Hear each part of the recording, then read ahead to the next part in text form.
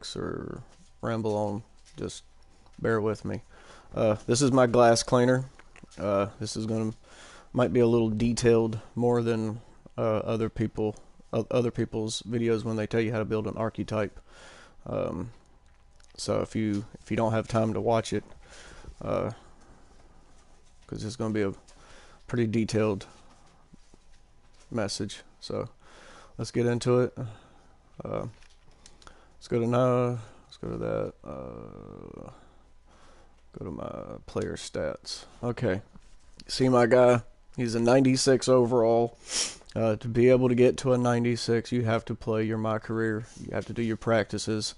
Put your attributes into certain categories, however you want to make your player, which I'll get into that in just a minute. But you see my height, he's 7 foot. I didn't make him 7'3", and I'll tell you why. Because he lost like between 30 to 35 points on his driving ability. Okay. Now I know people say, well, you get contact. Yeah, well, your driving ability ties into your contact. So how are you going to have good driving ability and then you bump somebody and you're just going to lose the ball? You know what I mean? So you take a big hit on your inside offense as a center when you make him 7'3". Not to mention you lose about 30 to 40 speed. So you're going to be like, you're going to have like a 35 speed running down the court. I mean, a turtle's going to be faster than you. So that's why I just left him at default 7 foot, which it doesn't hurt my rebounding. And I'll tell you why on that one too. Weight, I made him about 246. That's not too heavy, but it's not too light either. So he still has decent strength with a little bit of speed. I shortened my wingspan, and I'll tell you why. Because I wanted him to be able to shoot better. I wanted the extra points into shooting. And I'll show you my shooting stats here too.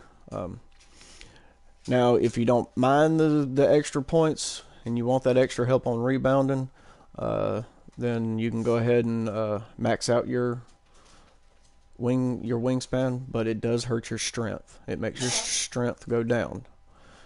Don't ask me why, but it does. My shoulder width, I shortened that too, because your shoulder width does play a big role in your wingspan. I know it doesn't show up. It doesn't show anything going up or down, but it does. It just doesn't show it. Your number doesn't matter. Alright, and you see I got 30 badges, which that's not all the badges you can get. That's just all the badges I've grinded for so far.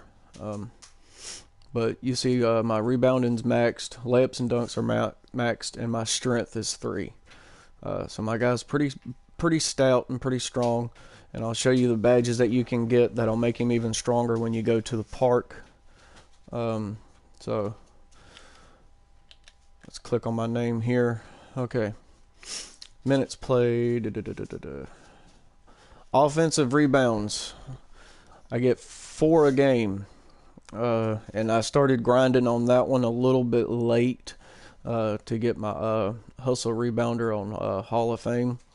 You get that on Hall of Fame. Your height, the little inches or decimals or whatever on your max wingspan does not matter, because if you box out good, your guy's going to fly in the air like he's jumping on a trampoline.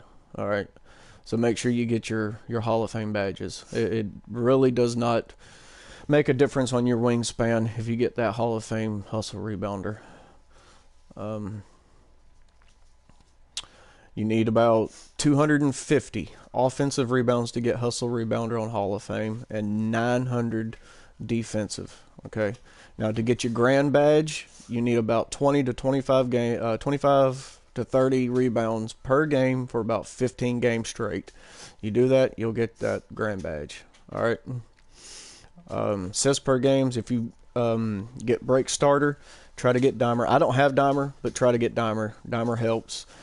It'll give you that extra boost when you do that long pass down. So basically you'll be like a playmaking center. It helps in the park on those fast breaks.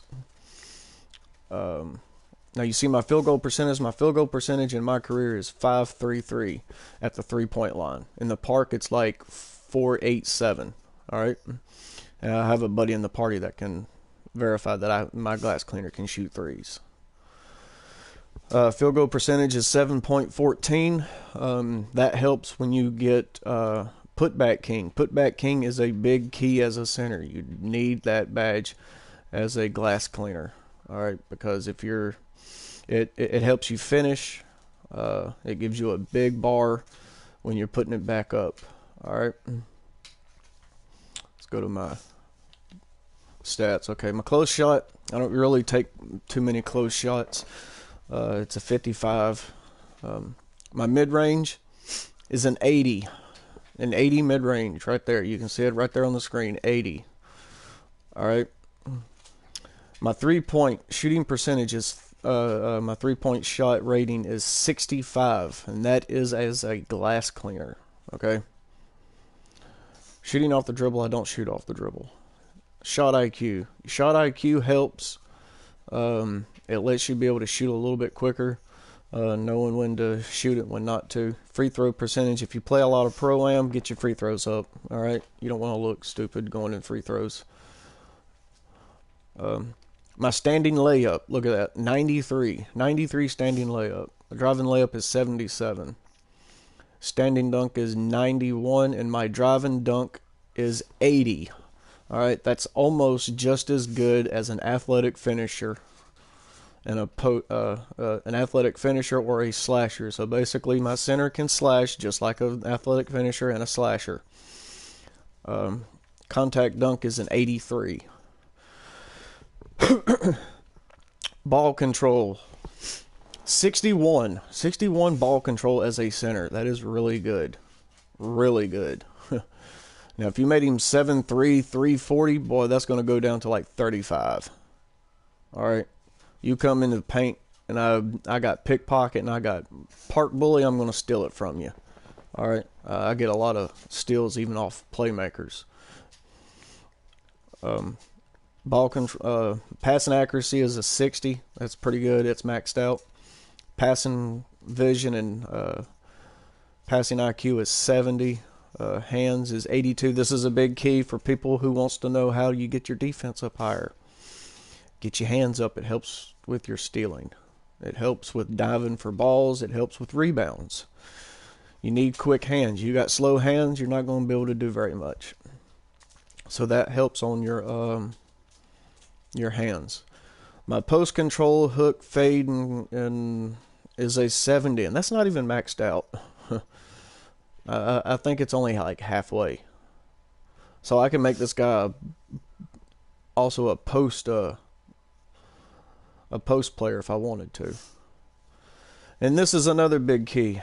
Offensive consistency, 99. That helps with your shooting in the park. You know how some games you're like shooting everything in sight and you can hit everything, and then the next 2 or 3 games you can't hit the broadside of a barn with a barn. That's why your offensive consistency has to be up. When you play your team practices, go to the head coach, the blind guy, talk to him every 3 games. Every 3 or 4 games, he'll give you a +1 to this category. It takes a while to get, but it does help. My offensive rebounding, box out, and defensive 99. All 99 right there. Box out 99. Defensive, all of it 99. On ball defense IQ is an 80. And that's not even maxed out yet. I still got 2 categories in it. Glass cleaners have the second highest defense in the game. All right. So if you get your badges, if you get those defensive badges to go along with it, that's going to boost that up to 85, 90, plus the park bully. I'll get into that one in a minute too. You're going to have really good defense. Let's put it that way. Low post defense. This comes in handy with low post scores. That's why slashers. I like guarding slashers and athletic finishers. Pick and roll defense. This is how to pick up on the pick and roll in the park, which a lot of people like to set screens in the park, so that helps. Help defense IQ is 80. This is when you know how to pick up somebody else's man and leave your man, but do it at a right time to be able to help on defense. That's what that does. Your help defense IQ. Defensive consistency 80. Pass perception is 80. Steal is 78. Block is 81. Shot contest 80. My hustle 96. That helps when you're diving for loose balls. It helps for being quicker for rebounds. All that other. Lateral quickness is 54. Speed. My speed 60. That's pretty fast. That's pretty fast for a center. All right. You make him 7'3", 340, boy, that's going to be like a 35-20. You're going to be slow. So that's why I made mine a little bit lighter and a little bit shorter, because I'm going to still get there to get the rebounds before you. Speed with the ball is 56, which is pretty decent. Acceleration 58. Vertical 60. Strength is 79. Reaction time 99. Stamina 99. That helps in the pro-am if you don't want to get tired. Intangibles, I'm not even sure what that really does, but it's a 76 anyway. My badges, Glass Cleaner Pro, like I said, you get that about 15 games in if you get 25 or more rebounds per game. All right, now these are the park badges. I got 7 of them right now. 7 O's. That means when you make a highlight play, if you have a good playmaker and he like throws you an alley-oop pass, you will give your teammates a boost. Okay? So try to get that badge. That helps when you're trying to go on win streaks. Game point. If it's a close game, you need that winning 3-ball or a winning 2-shot or even a winning dunk. Game point helps. It doesn't have to be a shot. It can be a dunk or a layup. Iron Man, this is almost like a tireless score, except it's for athletic moves. So it makes my guy stronger in the paint, and I don't take as less a hit on my energy, which in the park it doesn't really matter. You don't play that long in the park. Park Bully. This is the biggest defensive badge you can probably get for park. Well, it's the only one anyway. But it's a physical player who can clobber opposing players to prevent them from moving about park freely. That's guarding your man, having good defense. Don't let him get to the rack. Cut him off, make him go out of bounds. Also on help defense. On help defense on the screens. Help blocking them before they can get to the rack and cutting. Also setting screens to make them fall on the ground. Is a big one, so you can get this one also by doing some stuff on offense. So this one is a mixture of offense and defense. Road Dog just is self-explanatory. Don't play at home. Street Breaker, you have to get on you have to do multiple break streaks, about 5 games or more. It has to be a 5-game or more streak. You get that one. Winners only. You have to get on a multiple games of 10 wins. Putback King, relentless finisher, catching. Now this is how I made my guy to be a 3-point shooter. All right. You see, my offensive consistency was a 99. All right, so that helps. My maxed out 3-point shot at a 65, okay? A playmaker, what do they have? A 71? So it's like 6 less than a playmaker, all right? And that's at a Glass Cleaner, okay? Catch and shoot, corner specialist, deep range deadeye, mid range deadeye. I do not have limitless range because I don't like to stay that far away from the goal, because after all, I'm still a center. I have to get rebounds. Otherwise, what am I good for? So I don't have limitless range. But the corner specialist, deep range, and mid range deadeye, those help greatly in the park. All right, they all give you a boost. All right. Plus, if you're like hot, yeah, and know your shot, you're not gonna miss. Break starter is basically my dimer badge. Hustle rebounder. This is a big one too. As a center, you have to get this on Hall of Fame as quick as possible. It helps with your rebounds. Big. Pick dodger. This helps getting around the screens. Even bronze, it helps. Pickpocket, rim protector. This one helps for inside. Brick wall, Hall of Fame, bruiser, Lob City finisher, one man fast break, posterizer. The mental badges don't really matter. Microwave, that one helps in the park. On court coach. Okay, now a lot of people in the park, you have teammates that lag out, or you got a teammate that quits. Get on court coach, because you can actually control that person in the park. You can control that computer. You can tell him to slash. You can tell him to shoot. You can pass it to him and tell him to shoot. All right. So I will use the computer if my people lag out on court. On court coach, you have to be the highest overall best player on your team, basically. You have to be the best player on your team.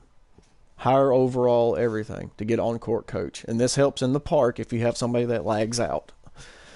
All right, I know a lot of people will cheese with the ball and they don't use the computer. I will use the computer. You leave that computer open, I'm using him. Spark plug doesn't really help in the park. It's useless. Enforcer can wreak havoc on the floor with tough and physical play. This actually helps in the park too. It helps on defense. That's basically it. If y'all have any questions, leave it in the comments. I'll answer them the best I can. Just grind on your career, get your badges. He's a 96 right now. When I get to Superstar 3, it'll give me 3 more attributes. Then he'll probably be like a 97, I believe. Maybe a 98.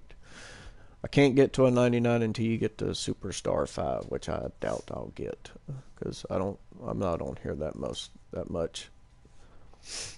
Posterizer, just take it to the rack hard every time and get a contact animation. You don't even have to make it.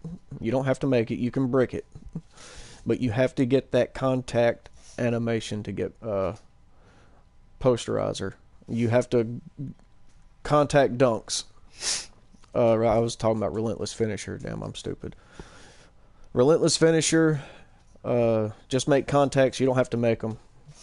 Just get the contact animation. Now, posterizer, you have to dunk on opponents, as many as possible. I'm not a slasher, so I'm not sure exactly how many it is to get. It can't be no more than 15 to get it on bronze. But it does help in the park, especially if you have your contact ability. See, my driving and contact is like 80 and 83. All right. These two, driving and dunk, contact dunks, they go together in the park. If you have a weak driving ability, how are you going to contact anybody? Because if you don't have the driving ability, as soon as you get contact, because you're driving, you're not going to be able to make it.